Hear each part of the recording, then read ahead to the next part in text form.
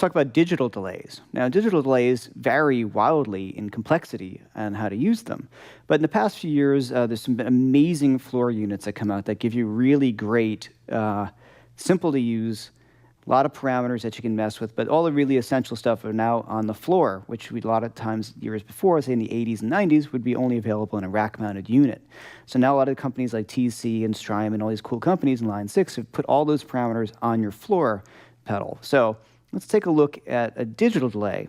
And you can see here there's a heck of a lot more going on. Flashing lights gets people a little scared as opposed to your simple analog delay.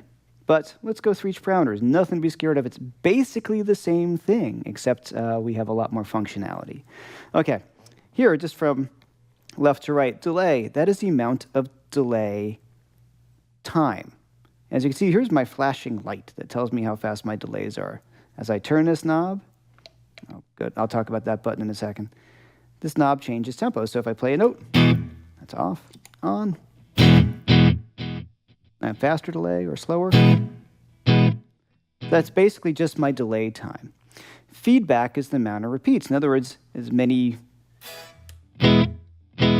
delays repeated after my initial note. Tone is a great function to have on delays, because as we discussed in the analog delay section, here you can see a little analog setting, and there's a tape setting and dynamic, all these other things we're going to discuss. I like having a tone knob on my delay because I can darken up my delays. Make them a little more analog sounding, or I can have them be very bright. They sound exactly like my guitar signal initially. Okay. Now, another feature that I've added in a lot of digital delay pedals is the modulation that I can dial in. So I can add in some vibrato to my delay, an extreme, and I can go over to chorus, which is usually something you can hear a little more. Same thing. Dial that up more.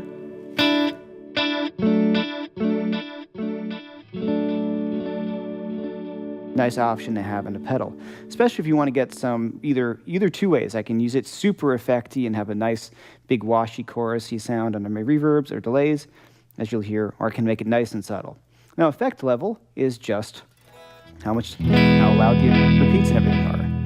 Subtle, right, a little bit, and all the way. Super loud volume, equivalent to my guitar volume. Okay, so let's talk about a lot of these other little buttons here. Now, spillover. This is a really nice option to have. A lot of companies call it different things like that. Spillover basically means you can have your repeats stay on. I turned off the pedal, and my repeats stopped, right? Turn it back on. Turn off the pedal. Repeats are done. That's especially great at the end of a tune, where you're playing and you hit this big chord at the end and it stops, and you don't want this stuff to bleed over the top. Now, if I hit spillover on here, I can chord again, and turn off the pedal. The repeats continue to go. Now, that's an option that some people like. I generally like when I turn off my pedal, I want my pedal to be off. Dry kill here, that just kills your dry signal. So, hit that. Not hearing my first drum of the guitar. I'll show you in a second where that's pretty useful. Okay, now, an important thing to talk about with delay pedals, especially digital ones, is milliseconds. A lot of, even like the Boss pedals, all those standard pedals, they'll have millisecond options. And what that means is basically what range do you want your delay to be in. Often on pedals, when we get to the tap tempo, it overrides that. But right here, I can go through different ranges. So right now, I'm on the smallest one, which is maximum. The minimum is 200, the mid is 20, 200, and the maximum is 400. In that case, you're talking almost like a slapback. Let's turn off that chorus. Less effect level, actually bring that up. That kind of a thing. So I'm going to turn down the delays. So hear that kind of quick. Turn down that feedback. I can get kind of an old 50s. Right, that little slapback, maybe a little heavier. right? That kind of Elvis slapback delay. I can make that even more pronounced. Right, so you may not want to do that on that particular effect. So now that's going to, the delay range now on this knob is only between 20 milliseconds and 400. Right, so now if I go to the next range, it's spreading it out between 300 and 600. That's 600, it says mid, so right there in the middle, that's about 415. Right, and all this kind of means sort of nothing, right, in a lot of ways. It just means how long these things can go. 1200, pretty long. Okay, so now what does this mean to the average guitar player? Not a heck of a lot. A lot of times you go by ear, but say, I'm going to the middle range here, which is between 300 and 600. Now for like a nice kind of, lead sound, I might go about there, so that might be about 500 milliseconds, guessing. I'm going to draw back my effect level a little bit, darken it up a hair. It's going to play a little bit.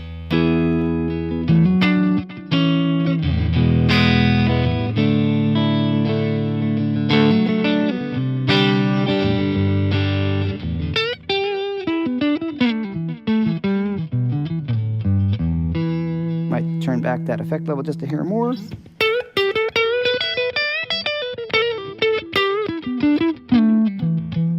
Now, I'd said before that sometimes when you're playing with a delay, you might want to use a little bit more like an ambience effect. That's what I'm doing right here. I'm going to turn off the delay. Now, delay on. And you hear it, but it's not overtaking my line, right? It's not messing with the signal of my guitar. All I'm really hearing is my main guitar part.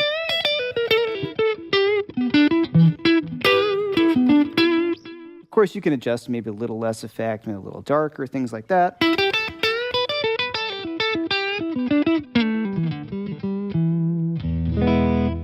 Right, so you hear that, it's just very subtle. So it's not really overtaking the guitar at all, which is one of the ways I like to use delay, and a lot of guitar players. If you were to hear solo tracks from records, there's almost always a delay on the track, just to kind of smooth it out. What it also does, especially in recordings and can do in gigs, is it kind of lets you blend into the band a bit more.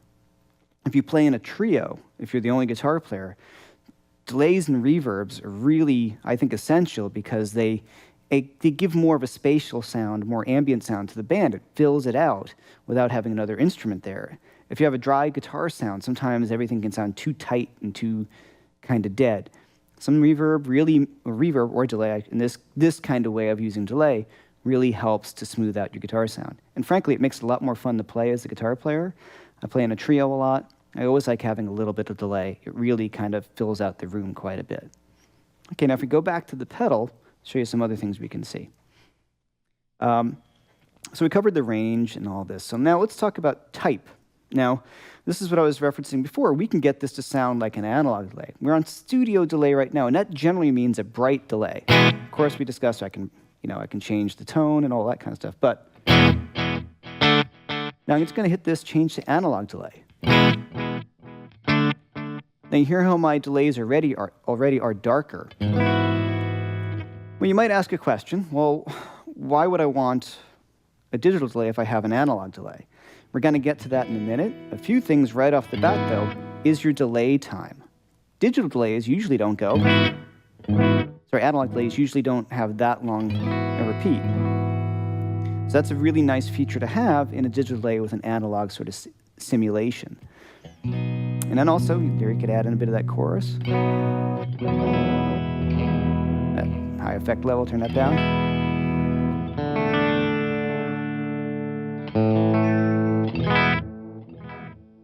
A little less chorus than that. It's a little subtle. Really cool for clean rhythm guitar sounds. A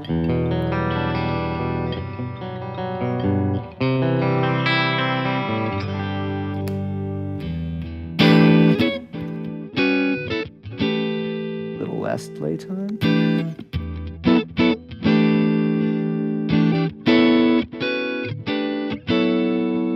So once again, it kind of blends in. Okay, so that's the function. We go back down again. We have the tape delay. If you listen, I'm going to crank this up so you can hear more of that sound. That RA is a little kind of darker, and it has a little more of a tape delay sound. Now, if we wanted to make it a little bit more like a true tape delay, we'd probably add in a little bit of the chorus. That's really pretty to me.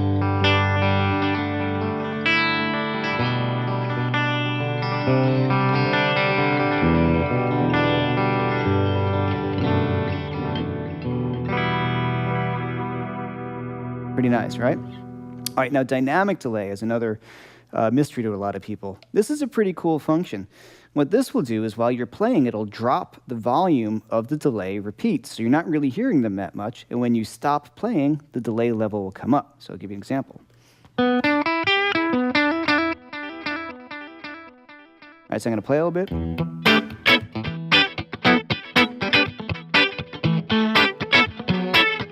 going to stop. Now suddenly the delays come up. So this is a cool function because if you want to solo, you don't want the delay to get into the way, and then when you stop soloing, the delay comes in, and you hear the delay as sort of an after effect. It's pretty cool. So if you want a heavy delay sound that's not going to get in the way of your guitar sound, that's the way you want to go with the dynamic delay. Now reverse delay, I think the guy we really associate with reverse delay is going to be Hendrix on Castles Made of Sand. That reverse sound. So now the trick of a reverse delay is all your delays are played backwards. They used to do that by turning the tape over and an analog tape machine and then playing it backwards. It's kind of, so I'm going to speed that up. And now to get that to be in the real Hendrix sense, what you need to do is turn up the effect level so you're really not hearing much of original guitar signal.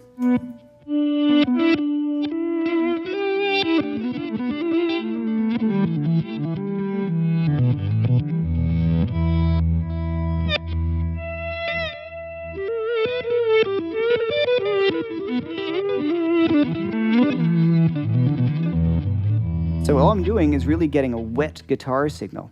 Now in this particular pedal, I could hit that kill dry and do the same thing. But if you don't have this particular option on the pedal, like many of them don't, you just turn up the effect level all the way so you're not hearing your initial guitar. Here's my initial guitar sound. I'm going to take that out. So all I'm hearing is my reverse.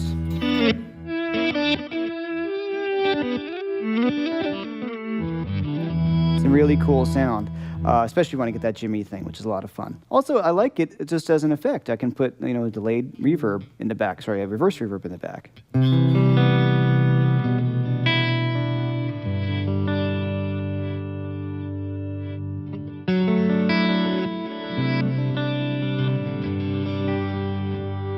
So it's just a nice, that's where reverb delay comes in as a real effect. Finally, we have ping pong. Now, that usually is best when you're plugged in stereo. We're running in mono. Most guitar players run mono. Stereo is kind of a pain in the butt. You have to bring 2 amps to a gig. What a ping pong delay does is basically what you would think it would do. I'll play it here. But what you're not hearing is it would actually bounce from left to right. You'd have it running in stereo, so it'd bounce like a ping pong ball would across the table, so left to right. So we're going to ignore that for right now because I don't really know many guitar players who actually bring 2 amps to gigs. All right, now there's a few really important things here that really make digital delay pedals exceptionally more useful, I guess, on the fly and on gigs than an analog delay. And that is the tap tempo and division functions. Oftentimes, I'll have both on a gig. If I bring a bigger pedal board, I'll have an analog delay and a digital delay, just because you can, and it's a lot of fun. They sound different. The tap tempo, for me, is an essential part of any digital delay. Now, what a tap tempo does, and it's going to override this settings here, is when I tap this tempo right now, I have my subdivision of the note as a quarter note. So every time I tap this, my light will light up as I tap the tempo. So in other words, every time I tap this, that will be what the repeat will be if I have a quarter note. So in other words, easier. 1, 2, 3, 4. See how the delay matched what I had tapped in. 3, 4. 2, 3, 4, right? So it's matching what I tapped in. Now, why is that important? Well, it's really cool to have your delays match up with your song, especially as we get into the other section on how to tweak your tone. U2 and the Edge, a lot of things are called rhythmic delays, are really based upon the tempo of the tune. The song is based around the effect. Pink Floyd, like Run Like Hell, things like that. Those particular delay effects need to be in time with the song. And that's very easy to do now, where in the past you'd have to write down the tempo of the song and give the subdivision of the beat, and you have to figure out a mathematical equation to match it up with milliseconds and all that. Now all we have to do is tap our foot, and we're good. So tap tempo, huge. Okay, so now what's over here? Division. Dotted eighth note. If you like U2 and you like Pink Floyd, you must have the dotted eighth note. The dotted eighth note subdivision, if I'm tapping in right here, it's going to give me the rhythm of dotted eighth note after I play. So da da, 1, 2, 3, 4. Da, right? So it's famous tune. So 1, 2, 3, 4.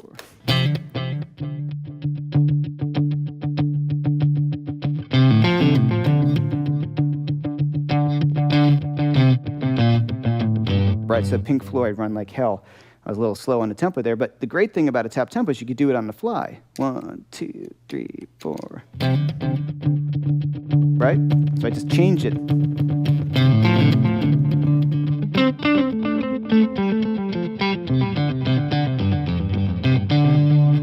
You can't do that with an analog delay pedal. You can find it, but it's going to take you some work. So on the fly, on a gig, dotted eighth note, tap that in, you're good to go. So absolutely essential. So if you're looking at delay pedals, I always look for a digital delay pedal with a tap tempo and rhythmic subdivisions. Okay, here we have a triplet subdivision. It'll give me triplets after the beat. Now, here are some really important ones as well. Not all pedals have this, but a lot of them are coming up, especially with the quarter note, dotted eighth note. And that is very specific to U2, I have to say. So if I want to bring up my delays, I'm going to go to a studio. I'm going to tap that in, 2, 3, 4. I think I turn my effect level down. 2, 3, 4.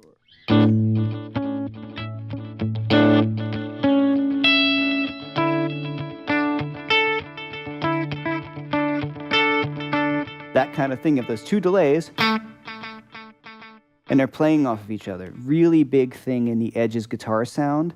And Coldplay, a lot of those bands where you hear those U2 influence things. So that is the 2 delays in one.